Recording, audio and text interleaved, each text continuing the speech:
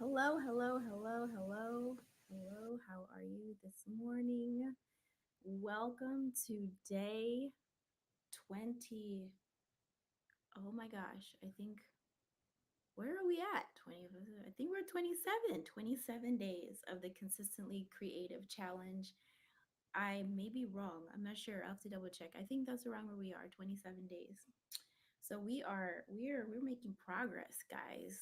Um, so you might be wondering why I'm dressed like this past weekend, I walked in my graduation for my master's degree in social practice art.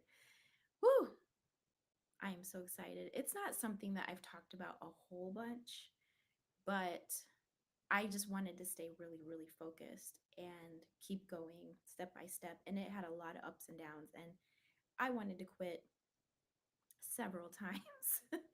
But thankfully, my therapist she said to me, I wanted to quit in her master's program. She's like, you're going to want to quit. It's just normal. And so I have found that to be true with other people is that you just want to quit sometimes, but you just keep going. And I'm so glad that I did. But I want to talk to you about that process in relationship to identity. That's what I want to talk to you about today, your creative identity, who you are as a creative. And so the truth is when I graduated from my undergrad 20 years ago, I was so done. I was so burnt out. I was like, never again shall I tread foot upon a campus. And what actually happened was I went to Purdue for engineering. And if you know anything about engineering, Purdue is one of the top schools. It's hard.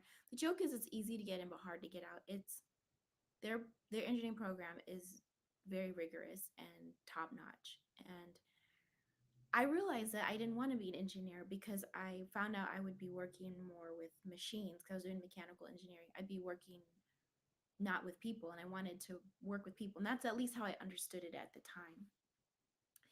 And so I remember I went home. Actually, I forgot, but my mom reminded me. I went home crying, saying I didn't want to be an engineer.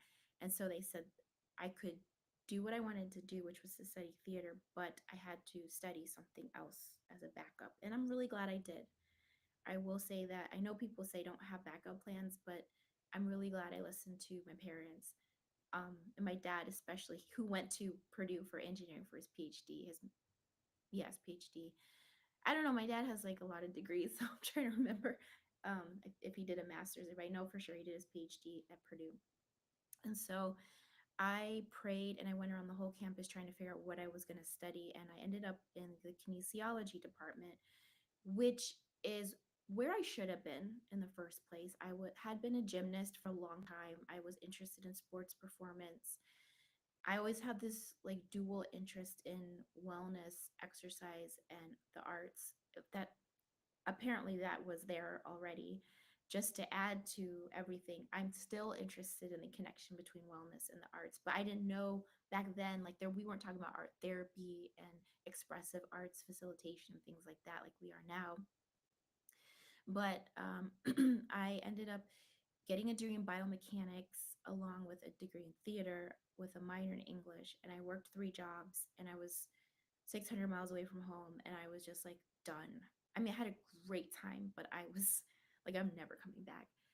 So fast forward, I'm married, I have 3 kids, I'm da da da da da eating through life, trying to figure out how I'm gonna make my dreams of filmmaking and acting come true.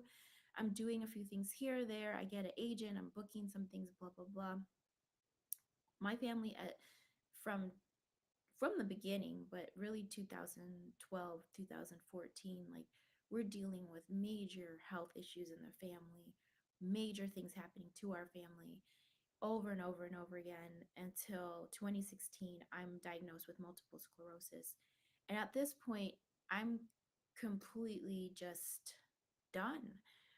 I ended up in the hospital for a week. I got out. I couldn't even like walk or move for a while. Like I remember the day I was up for 45 minutes cleaning and I had to sit down, and I remember thinking, wow, I made it 45 minutes today. It literally took me a year to kind of start feeling normal again.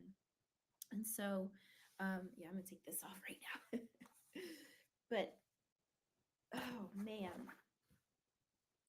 hat here. So I remember around, yeah, around that time, I couldn't work anymore. And I remember God was saying, don't work right now. And we had just bought a house. My husband's business was kind of struggling because of something an employee had done. So we were struggling. We just bought a house. And I was like, you want me to not work? But God was faithful. We never missed a mortgage. We were able to take care of our bills. God was good. But I remember kind of getting to the point where I was bored. I remember sitting on the couch and like, I know this never happens. The house was clean, the laundry was done, the dinner was cooked. It was like 4 o'clock or something like that. It might have been a little earlier because I don't think the kids were home. And I was sitting there and I was just like, part of me was like really happy and at peace. And the other part of me was like, this feels weird. And I remember I was with the kids at the library and I picked up the classifieds and I was like, I'm going to look for a job. And I remember putting it on the island. And every time I walked past the island, I just felt like this force field of like, don't do it. And I think I sat there for a few days and finally threw it away because I was like, I can't take this anymore. I know I'm being disobedient to God just by looking at this thing. And I that was my life for a bit. And then I remember I was praying and God said, it was like God had this impression of like, I have something really awesome for you. It's like a surprise party. And soon after that, I joined AmeriCorps. And for those of you who don't know, AmeriCorps is like the Peace Corps, but in America. And I worked with the Immigrant and Refugee Service Corps, and it completely changed my life because I started to learn how change is made. I had that question, how do people create change? And later it became, how do people use art to create change? And so I remember growing up, my grandparents, both sides of my grandparents were people who served the community. My Jamaican grandparents were pastors in their community for 60 years.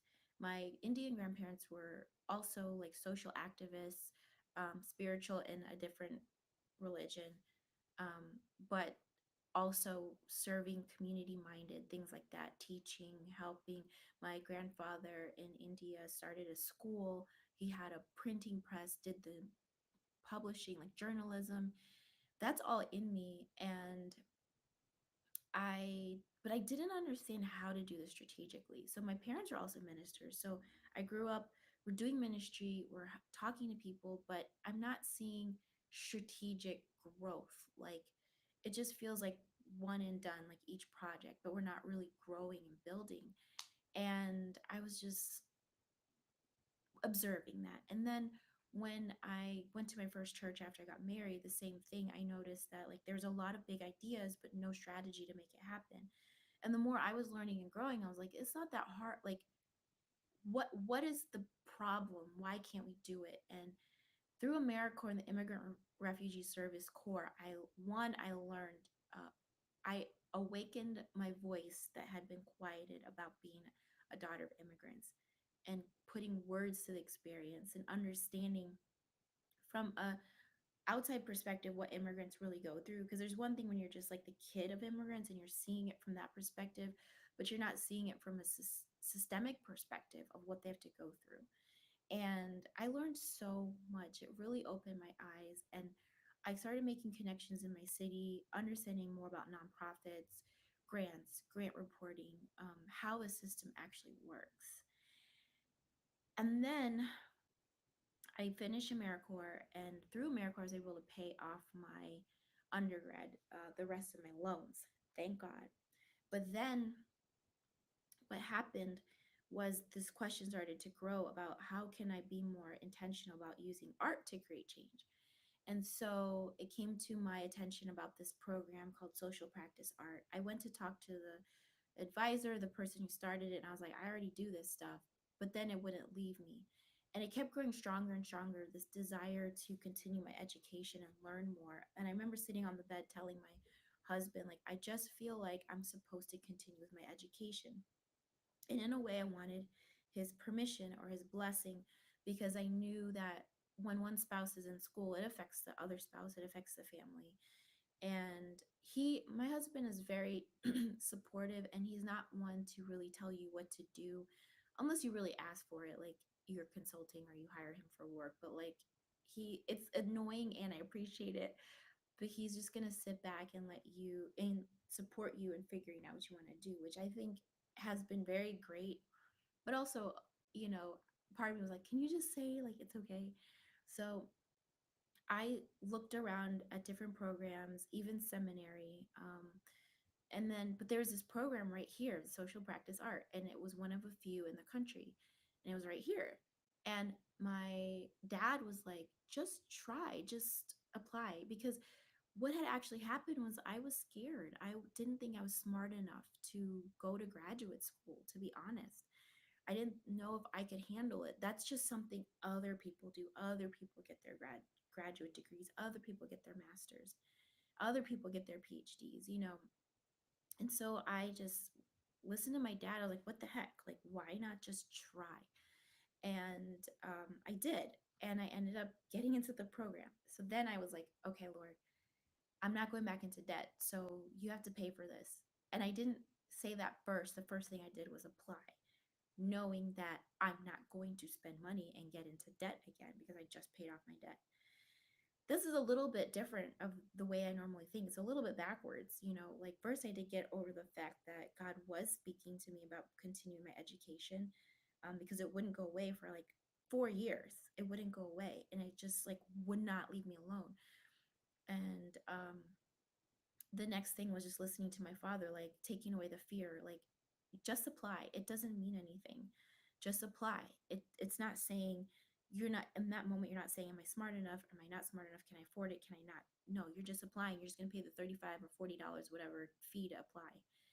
Then I got in, and the next step was telling them I don't have money to do this program. So found out there's an assistantship I could do. Wonderful. I did the assistantship, but after a year it ran out. And I was like, well, because I asked the Lord to cover my degree, I guess I'm going to stop because I'm not going to go into debt. This is not normal for me to be this unattached to the outcome. I pretty much was like, Lord, you want me to do this, so you take care of it. 20 years ago in my senior year, I kind of went through something similar in that I almost had to drop out of school because my parents had basically all of us in college, my two siblings and my mom and my dad. My dad was trying to further his education for work. My mom was trying to get her seminary degree. We just didn't have any more money, and I couldn't get loans. And I remember for a year it was like going to the bursar's office. My mom, on the other hand, she was calling and calling. I was going there every week. I was praying every morning. Man, I would have like serious time with the Lord, and he came through. And I also decided I'm going to class because I'm not dropping out. I am this close. And I was like, I'm not going to class. I'm not going to stop going to class because I don't want to get behind, and I'm going to graduate. And so I remembered that experience when my second year of the program and there was no more money. And I was like, God, I just have to trust you and let go because you did it for me once. And then my professor sends me an email and he says, you got a scholarship. There's a family fund that wants to he showed them my work, and they wanted to fund it. And I just felt like I won the lottery. Like I was crying. I was like, this doesn't happen to me. Thank you, God. And so I just, took that as a sign to continue. The last year, this year was my thesis year. It was extremely hard. I had major health issues that I will talk about in another video. I'm still recovering from, got hit by a car in May walking, like, but I just kept going because I knew that the Lord provided. The Lord was in this, and the Lord knew this was part of my identity when I didn't believe that it was. I didn't, I guess in a way I believed in a small sense, like in the in it, I was able to believe in portions.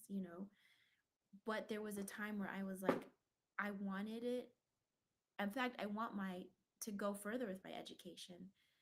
I've wanted it since I was a little girl. I used to tell my dad there's going to be two doctors because my dad's Dr. Dija. And I used to tell my dad there's going to be two doctors in this family. And my sister is a surgeon now. And so I thought, oh, well, maybe that was it. But The truth is, I want to go further in my education. I know that God has been working on something new and innovative through me. And I didn't really accept it till my husband was like, he's like, you're doing something new. You need to go pursue it.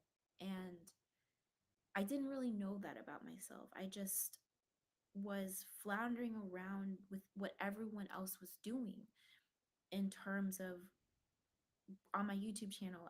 I started doing crafting, and then I was doing hair, and then I was trying all these things and doing skits and different things and just trying to understand online business and different things, like trying everything, but not really accepting the fact that God's doing something new, which He can do through all of us. But I needed to accept this question I had: how does art make change? And through this program, I learned how art makes change. I got the answer to my question. And now I want to go further with helping people individually, using the creative process. So, as we're doing this consistently creative challenge, it's not just about the end product for me, it's the process as well. The process is so powerful.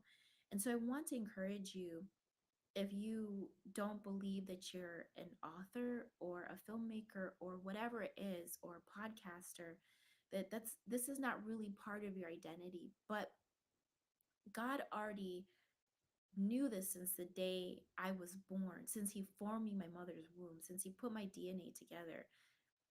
Dija has her master's degree. And if you think about it, everything comes from another realm, the spirit first. And I'm still trying to fully like live in that, but you're watching me on the internet, and that was in someone's mind. I'm using a Mac computer, that was in someone's mind. This microphone was in someone's mind. And it's almost like a womb. Like the womb is the my sister calls it a portal, which I think is great. It's being formed. The thing from another realm is being formed into the physical. And so in the DNA, in it is you. Like you were already in the idea of these cells. The cells was just being formed about something that was already true. So the truth is that you were to exist here on this earth, and the cells were being formed just as the formation of the you in this realm. And so it's really deep, when you think about it. Like we don't know, maybe you can't really like recall before the time in the womb, but you existed before that, and this body is just what helps us be in this, in the in the dimension of time. And it's just amazing to me that it still hasn't quite sunk in, but I wanted to remind you of this scripture in Ephesians 2:10. For we are His workmanship, created in Christ Jesus for good works, which God prepared beforehand that we should walk in them. So walking in the good works of like getting my master's degree so that I can develop the the thing that I developed, the methodology that I've developed with filmmaking to help young people navigate identity, was already there. It's already there, and I'm just walking in the thing. But the thing is, it's in your mind to do. It's there. Write that book, start that podcast, whatever it is. And we don't always it's we don't believe it's part of our identity, but it is. And I just wanted to tell you this story just to give you a living example of, I 20 years ago was like, I am done with education. But then it kind of came back, and then I was like, I'm not smart enough. I don't have the money. But it was part of who I am. And it is part of who I am. And so the last thing I want to tell you is in 1 Samuel 16, verse 13, um, there is a man named David who became king of Israel. He became the second king of Israel. And the first king wasn't doing such a good job, and God was going to anoint another king. And so Samuel, who's a prophet, was the one to anoint the king. He was like the advisor to the king, a prophet in the land of Israel. And so he was told to anoint David. David was 15. They scholars say around 15. He was a teenager. He was anointed to be king. David was a shepherd. He was like the little runt of the family, and he was supposed to take care of the sheep, and he was supposed to be a shepherd. That's what he knew. He was a shepherd, but he was a fine shepherd. I was going to say a dang fine shepherd because he protected the sheep. He killed lions and bears. He was anointed to be king at 15. It would be, scholars say, another 10 to 15 years until he became king. So he was already anointed. This was part of his identity already, even though it hadn't come to pass in our realm. In the spiritual realm, God said, that's the next king of Israel. And it could probably be frustrating at times because for 15 years, the first king of Israel pursued him to kill him. He was jealous, and there was a process for David. And through this time, David's writing the Psalms, these beautiful Psalms that we can read today. He was being formed, he was becoming a warrior, he was becoming a leader during this time until he could walk in it. Around 30 years old is when they say he was actually made king. But would you say he was king when he was anointed or king when he walked, when he got his crown? He was king because he was anointed king. So if you are anointed in a certain area, whether it's to tell stories or to speak or writing, and you're anointed, that means, and I would love to study more, but like in this context, it's God saying what it is that he said, and he's put it on you. And I want to encourage you that if you are, whatever you're thinking of doing and you're worried or unsure and you don't feel like it's you, I want to encourage you to think otherwise. That look at me, like, look at me. I didn't think I could do it, but I was anointed in a certain area. And because of that anointing, I, this education, and I'm not saying everyone needs education or has to get a degree or anything like that. Absolutely not. It was just for me. It's always, it's, I'll just say this and I'll be done, but I think it's always interesting. Like, if you're a person that is go, go, go, go, go, your lesson might be to sit down. If you are a person who's sitting and doesn't do anything, your lesson might be to go, go, go, go, move. For me, I didn't think I could do something like a master's degree, and I did it. And that's my lesson. But someone else might have a lesson to trust that without the degree, you can do it, you can accomplish it. And there's still areas in my life where I think maybe I need more education or something like that, but I'm taking the next year off to pray and ask the Lord like to direct my path. But yeah, I just want to encourage you with your identity, to understand that it doesn't matter if you don't feel it or you don't see it. It matters that God anointed you, and you just got to keep putting one foot in front of the other. And that's what this whole thing is for, is to say, carve out this time, and for this time, believe it. It's the same thing. I'm an actor as well as a filmmaker, and the best advice I got was, when you walk into the audition room, it's yours. For those 2 minutes, it's yours. You show them your take on that character. This is you. And the same thing for these 30 minutes that you carve out for yourself, for an hour per day or per week. That's what you are. You are a writer, at least for these 30 minutes to an hour. You are a podcaster. You are a filmmaker. You are a nonprofit executive director. And believe it, at least for those 30 minutes to an hour. And it will start to expand and grow past that. So that is it for today. I just wanted to encourage you with that story. um, I just would love it if you would reflect on today, reflect on how you see yourself. I would even ask you to write as if you were already a nonprofit executive director for like 60 seconds. I am so excited that I am the executive director of this nonprofit that helps young girls believe in themselves.